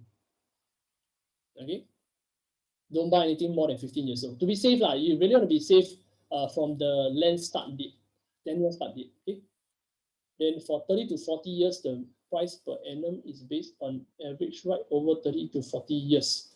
Okay, no. How this chart works is it measures condos in the past 10 years that are within 30 to 40 years old. So if, for example, in 2010 is 40-year-old, okay, it will fall under this chart. But if in 2011 it becomes 41-year-old, the results are no longer taken already, if you follow what I mean. Okay, it has to be within 30 to 40-year-old within this span of 10 years, so that we make a fair judgment. If not, if it's like 40-year-old in 2010, by 2020 is 50-year-old, then it no longer falls under this study anymore. Okay, but there are not a lot of condos that are 40 to 50 years old. That's why I avoided putting it in. Thank you so much, Taka. Okay, so with these two angles, I'm sure you can find a lot of sales opportunities to talk to people, not just for your own pocket good, but also for their good, because they have to realize that holding on does not equal long-term, does not equal en bloc will go through, does not equal to your money will appreciate more. And you should be out there warning them about this. Yeah, and I think this angle isn't so used yet in a lot of whether you're doing online marketing, Facebook, digital marketing or what. Then I'm sure you can find a certain good angle to do it. You can put in an ebook format, let people download, capture the email, do webinar if you want, and Facebook ads if you want. Okay, so other than that, of course, next year, if you're not working on this approach of advising and getting clients to sell and buy, then of course the evergreen market will be HDB upgraders. Okay, so in this list, right? Actually, in August I gave you all this list. So in August, we also had this list where we know when the estimated MOP date is. So those in 2019 might not have sold yet, and these are the estates that you can go and focus on. Send your mailers to, or once it's open for door knocking, you can also go and door knock, share with them your insights about the market, what you should upgrade, and so on. Okay, every engagement gives you a chance. Okay, check link up for the full list of projects. The source is actually from Theo Alida at the bottom. I have indicated there. So you can also go to his site. He's a very good data guy. So he collects all these that we can use. Okay, and then of course there's also some launches that were ready in 2015 and 2014. By now is already MOP. So you can also target them over here. And lastly, this one in 1617, because they go to 16, those that they are ready in 16, right? They are going to be MOP in 2021. So you want to work on them ASAP earlier. So some people are looking for answers. Some clients I have, they look for me 1 year in advance to talk about it. Some of them 1 year in advance are trying to appeal to get a unit sold earlier before everybody comes onto the market. So you would want to have your Facebook presence, your ads presence, your flyers, all out to them before a lot of agents have to zoom in there. Okay. Now can door knock or not? By right cannot right? I think can but just that people don't like it at this point. It's still it's not the right time to do it now. So if once open you should go all out already. Yeah, but I don't think people are resuming it now. Okay, it's not entirely stopped. If I know you is it farm cannot have. I don't remember there being a rule saying that you can't go door to door knock now in phase 2. Is it cannot? Yeah. Anybody care to share? Please share in the chat group. All right. Okay. Still cannot. I caught CA cannot. CA everything also cannot. Okay, that's joking. Okay, so cannot. Anyway, MOP executive condos you can still target. And these are the ones that have average growth. They are also shared with you all in August, but let me recap in case some of you came on board later. So those MOP ones with good average growth of like 17, 20%, 30%, right? These are the people who can buy. They may not necessarily need to sell. Someone just has to go and talk to them and tell them, you can sell and upgrade, buy something else. Or if you still want to stay there because your kids are young, EC owners, a lot of kids are young, then you can also do this, do an equity loan, do a decoupling, and then buy under your wife's name. Or do an equity loan, if you draw enough cash, and with some of your savings, you can buy under a trust for your son or daughter. Okay, so be the one to reach out to these owners to share with them the possibilities. All right. Okay. Top TOP projects coming up in 2020 and 2021. I think self-explanatory. Okay. Do your own targeting. Leaders, you also want to share with your guys the different ways that they can do, blasting, whether through the amicus, BUCD, SMS blast. Yeah, you have to do the various ways. Or attend William Tan and William Lee's Facebook marketing. They teach you how to target exactly the owner of a certain area. Okay, so learn from them at a cost. Flyer at doorstep, I think can. I don't know, Fawn, any input? Okay, so I won't cover these. Also, similarly, TOP projects, a lot of TOP projects attaining ATOP, so to work on. Now, I want to repeat myself on here, okay, about the highest investment potential projects. 4 factors that you should use if you're serving a buyer and then you want to find angles, right? You need to have a certain sales angle, certain sales pitch, so that you are able to convince them to buy into a certain investment. Then these are the 4 factors, PPMH, okay? So what are the 4 factors? You might have heard me before. Let me be a broken recorder, okay? So price per square foot, is it one of the lowest in the segment? Okay, if it's one of the lowest, good. You don't want to be buying at the highest per square foot in the area if within the same district. Okay, profit margin of developer. Is the developer making less than 20% profit margin? Ideally, okay, because it's still considered low. If they're making 40, 50, 60% from you, then yeah, a bit sad lah. Yeah, but sometimes no choice. It's going to TOP soon, then it went up in price already, right? And then sometimes people will still buy it. But of course, preferably developer make less so that you can make more. But is it within 10 minutes walk to an MRT? Because people are getting lazier. Okay, so 10 minutes walk to MRT is one from a study. 60% of people are okay with it. Okay, so you want to sell, you want to rent, it will be way easier in the future if it's near the MRT. Hotspot, is it located within a growth hotspot? You can go to URA, look at where are the growth hotspots in Singapore, and if you can buy into an area where the government is also pumping a lot of money into building, right, like Punggol Digital District, like Woodlands, Bidadari, or Greater Southern Waterfront, or even the Beauty World area, right? If you can you put money there, you will grow with the tide. A rising tide floats all boats, so you want to be there. Okay, if you're not familiar with what I'm talking about, please go and do your own research on URA's website. Okay, sometimes you ask me things, I tend to tell you, please go and Google. Yeah, please don't take me as being rude, because it's really, I mean, literally, please go and Google so you get the answer. And you don't have to rely on me, because being resourceful is very important for a salesperson. On the go, you can get answers without relying on your asking someone else. And whatever you study yourself, you retain better also. Okay. So TOP projects within growth hotspots. This is also in the slide deck, and also sent you all weekly for quite a while already, or almost weekly. Some weeks I'm super busy, I didn't manage to do it. But you can see this row of growth hotspot in blue, right? Whatever is near a growth hotspot, whether it's something as minor as an upcoming MRT or an interchange to a whole estate and innovation district, right? It's good, bodes well for the projects in the neighborhood. So if it's in blue, right, likely they are, that means the more blue you see, the better for a project. So obviously you can see affinity.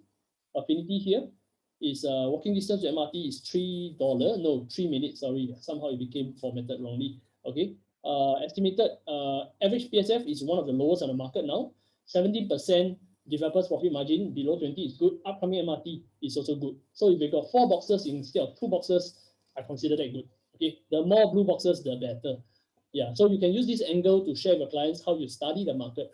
And all these files, right, unfortunately for now, it's still on Google spreadsheet, but Jason Tan is working overtime to put it into LinkUp so that you all have access to this and you can sort it by yourself. Okay, so give us a while more on this. Next, growth hotspot. We have growth hotspots in the Greater Southern Waterfront, in Bidadari, in Beauty World. These are still hotspots for a while. Okay, so make sure that you are sending people to these areas to buy, because certain projects are having very good discounts, like Cambridge, you see, Cambridge 7.2% developers profit margin, 10 minutes walk to MRT, Greater Southern Waterfront as part of the locality. So this is a very good project to invest in also. So look for Daniel Chan, okay, or the many of our colleagues in there. Okay, so next we have 10 minutes walk to MRT. Like I told you, 10 minutes walk is always preferred, easier to rent out, easier to sell. So we have in a list sorted by walking distance over here. 1-2 minutes walk. Okay, you can refer it on your own.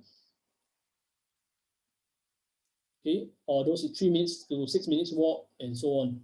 Okay, I've also updated the list for you. The last round was the same thing, but we updated this time round. Okay. And then sometimes clients like to know which developer make the list from them.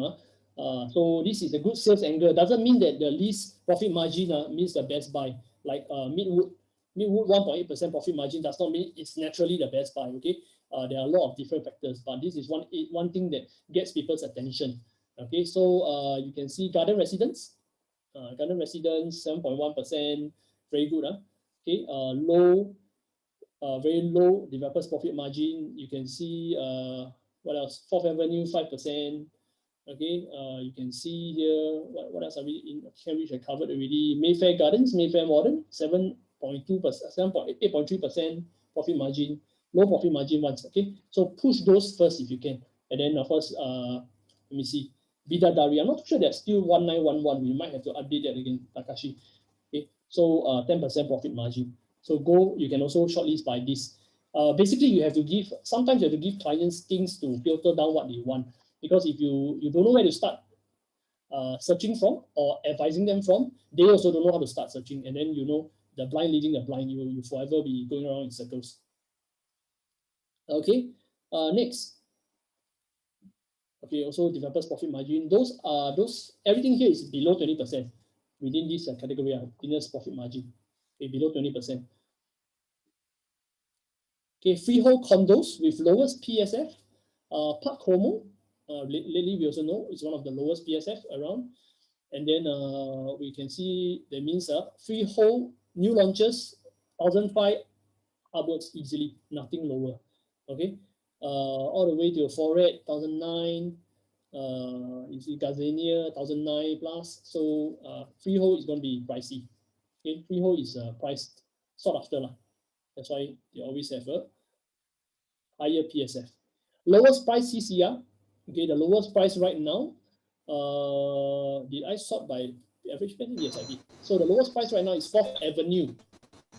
It's 99, yes, no doubt, but it's 4th Avenue lowest PSF. And then followed by 5 Derbyshire. Copa is still considered low, so you can bring clients there if you want. Okay, Copa. Okay, where else? And then we can see all the way up to here at Holland. Okay, here Holland is 2,600 PSF. Okay, the lowest to highest. There are higher ones, of course, but we just keep it to this very short list. Okay, lowest PSF projects in the East, Treasure Tampines is the lowest, all the way up to Infini at East Coast. Okay, the East Side list, there are once again the Amber Park and so on, the more pricey one because it's a better neighborhood, higher end project, right? That's why. So, but it's not inside this list. So West Side lowest PSF. Okay, I will just keep all these. I'll let you all go through it yourself already because you more or less know what I'm going to say. Okay, lowest price in the Northeast. These are all the main clusters. Remember, all these angles, right? You can put up ads. Don't put a whole list of projects on Facebook because then nobody will look for you. You put up all the information, they get the info, they go themselves, right? What you want is to put up the artwork. So please go into our Navis Learning Group, the board, and create your own artwork. Put it inside your WhatsApp business. Okay, put inside your Facebook, do ads, put on your website, send out to clients and so forth. Do all the things you need to do. Okay, because the artwork is done for you, copywriting you got to do some work, but all the answers are also there for you really to engage them. The more fishing rod you put into the water, the higher chance you catch a fish every day. Okay, so put in all the different types of angles so that you get clients. All right. Okay, next. How to identify projects that stagnated, properties that stagnated. Also a sales angle for next year. I mentioned earlier on, it was also the time, right? That means you hold beyond 15 years, it's likely to grow less. So when it grows less, then you want to get out. But how about other attributes? Okay, what are the other things? These are the 4 factors that I harped about the last time, but now I'm going to repeat a little bit. Okay, so hotspot. Once again, if it's not in a URA hotspot, then this property likelihood of a chance appreciating is lower than something that is in a URA growth hotspot. Age, is it older than 15 years? If it's older than 15 years, then it's likely not to grow as much as before. Okay, rentals, are rents steady or declining? If it's declining, then you might want to get out of something that's declining. Rents declining typically have a few reasons, right? Because probably the estate is not well taken care of, or the overall maintenance is not so good, or there are other reasons that affect the rent there. So if rents are declining, it's also another indication why you should get out. Okay, price trends, are they growing or stagnant? In the next few quarters, likelihood price trends are going to grow, right? Because I told you so many reasons why it's going to grow. But if in the next few quarters you see that, hey, this particular property, the price is everything going up, but this guy is all sideways on. Yeah, then obviously this property has a problem. Probably it's time to get out. Okay. Sometimes the problem can be very obvious. Sometimes it's not obvious. Could be a very high maintenance fee people really don't like. Could be a very bad layout that unless you step in, you don't know about all the maintenance. Okay. So these are the 4 factors. When you talk to any clients, right, and you want to know how to advise them, should I advise them to hold or to sell this property that they have? Then I'll always go back to these 4 factors. Okay. Then I can always have a framework. The framework is what I want to stress. With a framework, you can easily apply and meet many clients. Different type of clients, you have always this framework to rely on to make sense. You don't just depends on your mood, or depends on your own gut feel whether you should sell, because then you don't make sense and people sense it. Okay, so remember this. Now, I just want to recap the fundamentals before we end the session. Very good timing. I think I'm ahead of time. Okay, a property market recovery is already in progress. Okay, and these are some of the things we have to recap so that we understand, and we can also share with our clients. Some people are cynical, and the more points you have, the more you're able to educate them and let them be convicted. Okay, number one, once again, this time round, even with the very severe correction in the market, right? Very bad sentiments, confidence, very bad. We have seen how growth outweighs correction. Okay, the correction was nothing, almost nothing at all. Even the last round in the GFC, right? Global financial crisis, it was so much worse. Okay, so much worse. Prices dropped so much. This time round, it didn't drop much at all. Okay, so fact number one. Second thing, steadily decreasing unsold supply. Throughout these few months, we have seen that units have been constantly sold. Developers are were dangling good discounts, now reducing discounts, upping price already, right? Standard one, because why? Confidence is coming back. That's why they're also bidding for land, and they are retaining as much as they can their units. Let it sell slowly. Sell too fast, they're also not happy sometimes. Sell too fast means they underprice. So developers have unsold supply steadily reducing, and most of the supply is estimated to sell out by 2023 to 2024. Okay, if you remember back then, in I think the start of the year, I also shared with you all where I see the crystal ball of en bloc happening, right? I see it happening around the magical number is about 15,000 developers will start to replenish, because the last time round around 15,000 mark, they start to replenish. Unsold supply, 15,000 mark, somewhere here. Okay, sorry, somewhere here, below. Okay, so where are we now? And are they starting to replenish? Obviously they are. Okay, now we are somewhere here. I think we are somewhere at 25,000 mark. Okay, now at 25,000 mark to 15,000 mark is 10,000 units. Okay, and every year, averagely, this year we are slated to sell about 9,005 units, right? If you look at the analysis by Christine, so far it's probably about 9,500 to 9,800 units, if I'm not wrong. So by next year, we are looking to clear this, another 10K of it. Means that next year inventory will be low, 15,000. The last time round, this was a psychological barrier for developers to come in and buy a lot of land. Okay, I can tell you this time round, a lot of developers are smarter already. They won't start to buy only when it dropped to 15,000, because last round, Oxley won a lot of land ahead of all the big boys like Capital Land, CDL, Hong Leong, and everything. Oxley come in and boom, took a lot of good land at cheap prices. So these developers have learned a lesson. You don't wait until 15,000 plus. you better come in to buy and bid for land at the 20,000 mark or 18,000 mark or so, or some of them even starting now already. Okay, so that's why I see that en bloc is coming back strongly in 2021. And remember, you heard it start of the year. Okay, a lot of different all the Huttons and everything, they came out and only recently talk about this thing. But ahead of time, we were already forewarned that the market, okay, is much healthier and a lot of upside potential than what we saw during COVID, than what we were confident of during COVID. Okay, number three, remember that government is delaying land supply to moderate supply. Obviously, they are cutting. They have been cutting GLS supply. They also gave a longer tender period of 6 months, so that developers can take their time and bid for the land, okay, and be more confident before they submit any bids. So what does this mean? When they are holding supply, government now face a conundrum. What's a conundrum? They cut GLS and then they see, wow, so much demand. And then they see, wow, now the prices climbing up again. Then they want to release more land supply, right?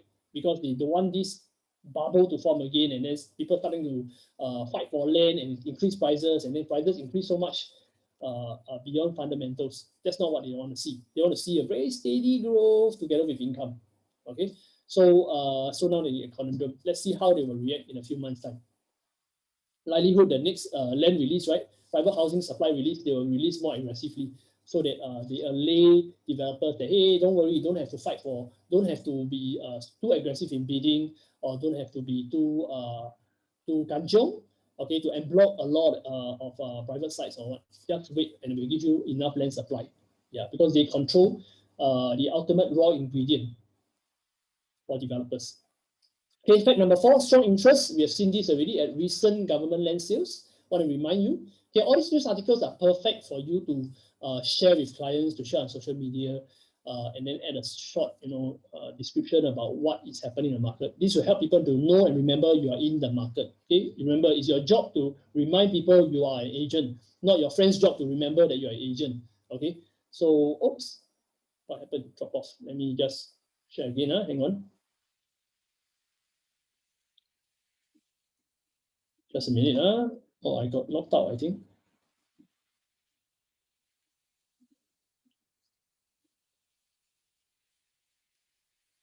Okay, just a minute. I'm back. Okay. Okay, so remember, it's your job to let people know you're an agent and be always there to let them know. Yeah, it's not your job to remember. Okay, need to see your face. Yeah. Okay, so there were two very high bids, right, for Yishun side and Tanah Merah side. So all were very bullish, and this shows that developers are coming back strongly. And guess what? Out of the list of like 14 or 15 people who bidded for the land, how many won it? Only one. Okay, only one won it. And if only one won it, the rest of them are still hungry, right? All these, yeah, a lot of people are still hungry for land, and sorry, a lot of developers are still hungry for land and will be fighting for the next bid and the next bid and the next bid. And for some of them, yeah, for some of them, they, sorry, at least you got to switch off your mic. Yeah, because the background a bit noisy. Okay, so for some of them who miss out on all these GLS, right, they will be turning to all the en bloc collective sales, and already negotiating a lot of collective sales are going on already. So you will likely see the news coming up again in first and second quarter 2021. By then, all these news come up, too late to buy already. Not too late lah. You'll be wasting a lot of money lah. So get your buyers ready to go in ASAP, okay, or yourself. Okay, en bloc interest reigniting in 2020. Guillemard site sold 93 million, the largest private residential deal this year. Earlier on, there was a very low-key sale of Yuan Xing Mansion in Geylang, okay, already sold, okay, and then there was also Casa Sofia, also sold, start of the year, okay. So actually there was some en bloc going on. There was like, no, it's not like very quietly, nothing go on. There are some en bloc already going on. And you can see in the small print, right, Green Court in Geylang also launched for en bloc sale. This time around, seems like Geylang is seeing a revival of small developers. A lot of China small, small businessmen coming here and want to be a developer, right? So they're buying those small plots like that. Tivoli Lodge also in Geylang up for collective sale. Advanced Apartment also up for collective sale. There are a couple more I didn't put all in. Sigap Shopping Centre going off for collective sale. Maxwell House on collective sale. Then a few more here and there. Okay. 3 landed homes in Telok Kurau that can build the apartments also on collective sale, and more coming. Okay, these people are not, they won't just put on collective sale if there was no interest in the first place. Very likely already developers have been talking to them to, hey, you're going to form a committee and then come up with a reasonable price and proposal, and then we come and tender for it. Okay, and then whether they can meet expectations or not. The committee will suddenly just sprout out of the blue and do a collective sale committee. There must be interest already. Okay, so whether it go through or not, we'll see in about 2 quarters time. For those of you who have a focal point on Geylang, Kallang, Geylang area, with this revival of small developers, right, interest in the area, is a very good time to do a GTA on that space, because if you can get to know them now, okay, pitch to them that you can, because small projects are 30, 40, 50 units, they don't need a big company coming in. Some big companies don't even want to take small projects. So you can even pitch it on your own and go and get it if you are good in that area. Okay, start to take on more challenges also, and it can be quite lucrative. Okay, fact number 6, no oversupply issues. As you can see from the dotted line there, 13,855 units. This is the average annual supply in the past 10 years.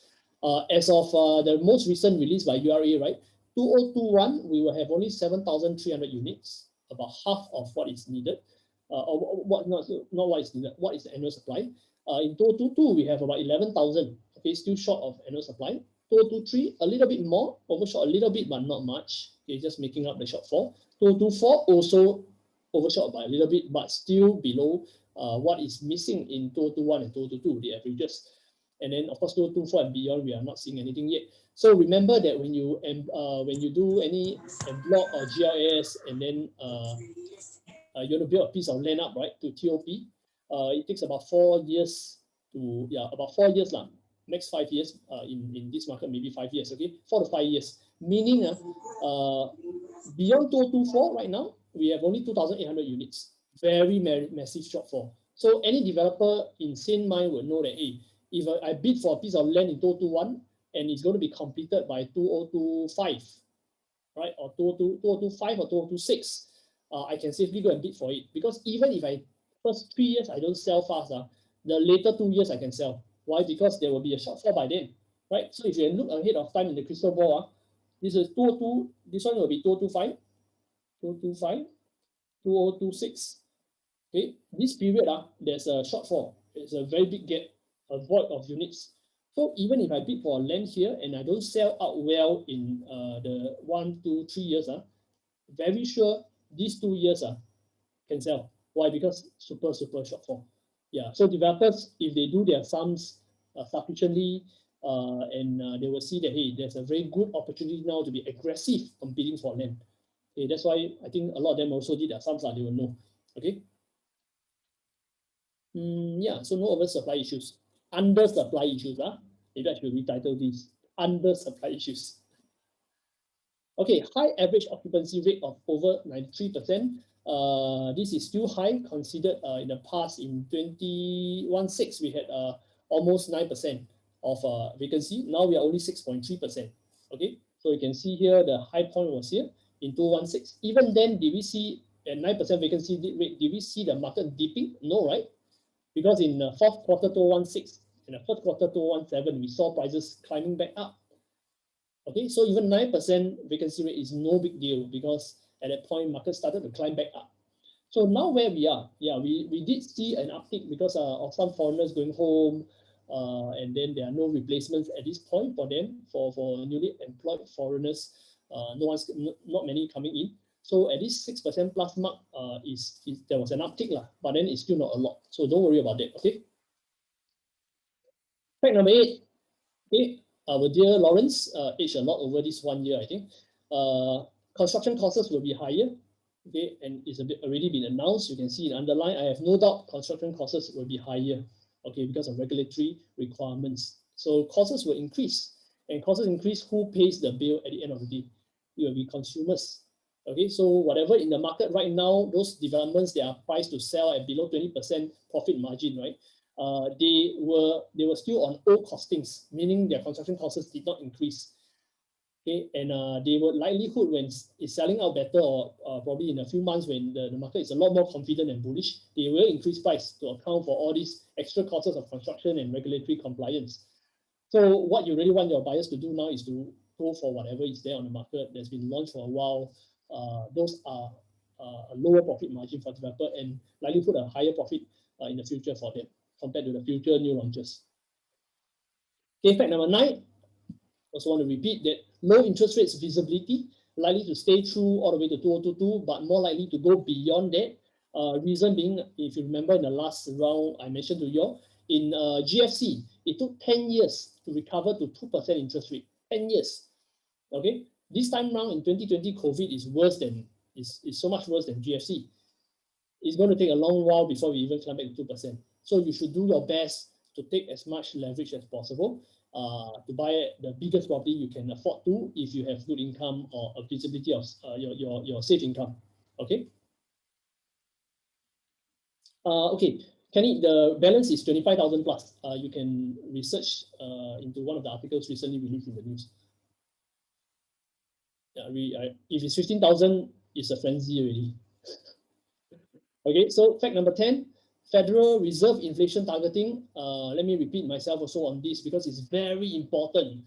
US is still the big boy in the world, okay? They are still the #1 in the world, regardless of what we say about China's rising. And they have announced inflation targeting to be more than 2%. Okay, they're going to target above 2% so they can hopefully land at 2%. Because in the past history, right, they always target 2%, they never hit 2%. It's like you aim your annual income 500,000, then you always land at 400,000, right? So this time around, they want to aim higher so they can land on 500,000.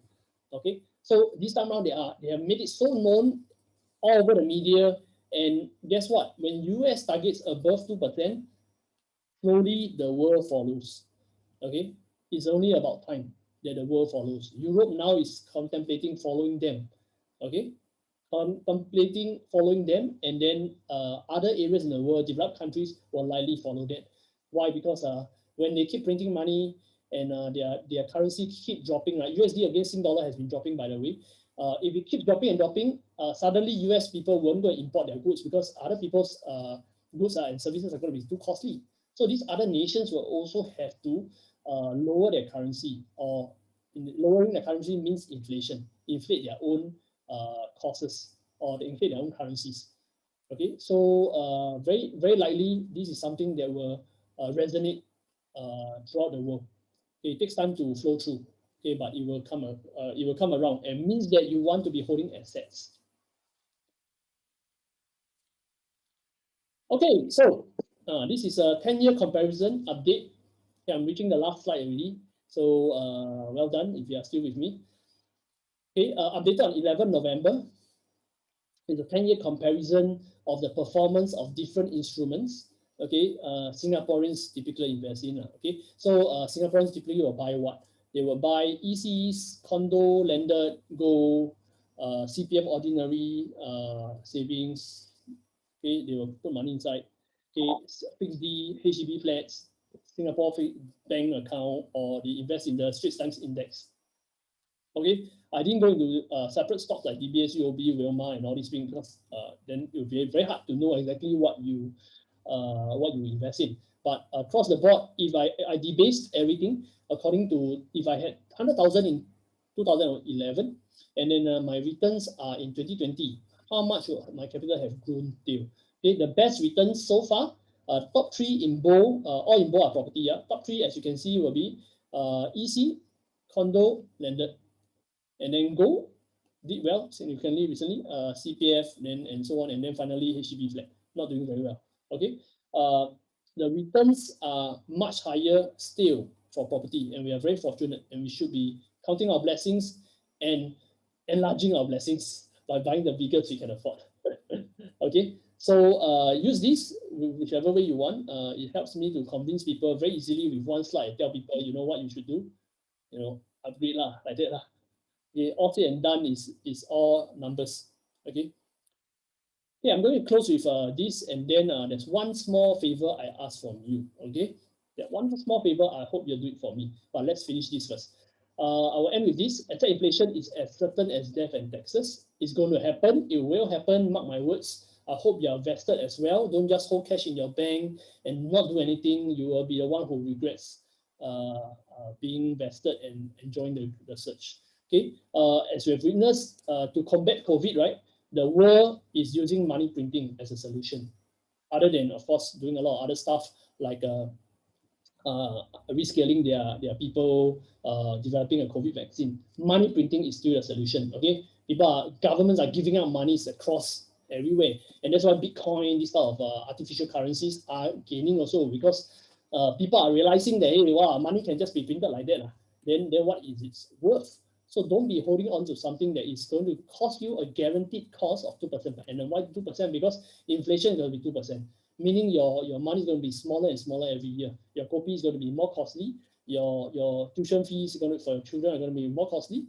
Your transportation, your petrol, your car in the future is going to be more costly. So please don't put so much cash inside your ATM, inside your bank account.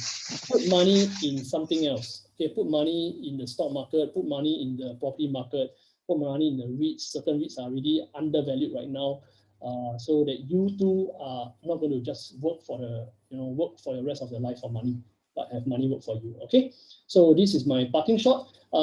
As I have a request from all of you, this is my request. Okay, now that you have a macro picture, a bird's eye view of what's happening and a horizon that's coming up in the next few quarters, I would like all of us to, since you already have the knowledge, please take action. Okay, you can go to LinkUp right now. Okay, in LinkUp, screenshot the part or download the slide deck that I just shared with you. Use whichever part you want to take action, to post on social media, on your LinkedIn, on your Instagram, on your whatever. Okay, WhatsApp your friends, follow up with your clients. I would like you to at least follow up with 3 clients today. Okay, today, why today? Because if it's not today, then you won't do one, I know. And also it's fresh in your mind. Whatever we just said, we just covered, it's fresh in your mind. Do yourself a favor. Do me a favor. I don't want my effort to be wasted, that it just ends up with your ears. Okay, so go and share something, whether it's the last slide, the second last slide, or whatever thing along the way that you can think is resonating and helps your friends, right? Send to them, and then go for coffee, and then make something happen. Okay, so that's all for me. And then hope you do it. Once you do it, right, let me know, or just if you're in the team builders chat, just update each other. If you have any results, anyone engaged, and then you're meeting up or you get a sale from it, let us know also, because your results will inspire the rest of us to take more action.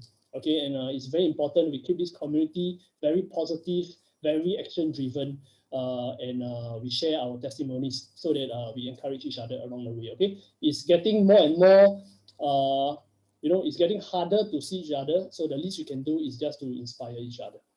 All right. Yeah, so which section of LinkUp is it in? Thank you. So which section of LinkUp is it in? I think it's above. Yeah. I think it was shared above. Market direction 20. Market direction. Okay, yeah. It's in LinkUp e-sharing market direction 2020. All right, guys. So that'll be all from me. So thank you so much. All the best, guys. Yeah, wherever you are, take care, be safe. Go out for walks a lot, okay? Don't just stay at home. Don't just keep indoors all the time. We need to keep ourselves mentally healthy, physically healthy, so that we can run the longer distance. Okay, I hope things open up sooner so I can see you in person for our trainings and everything. Right? Otherwise, nothing else further. Okay, signing out. Bye-bye. See you all.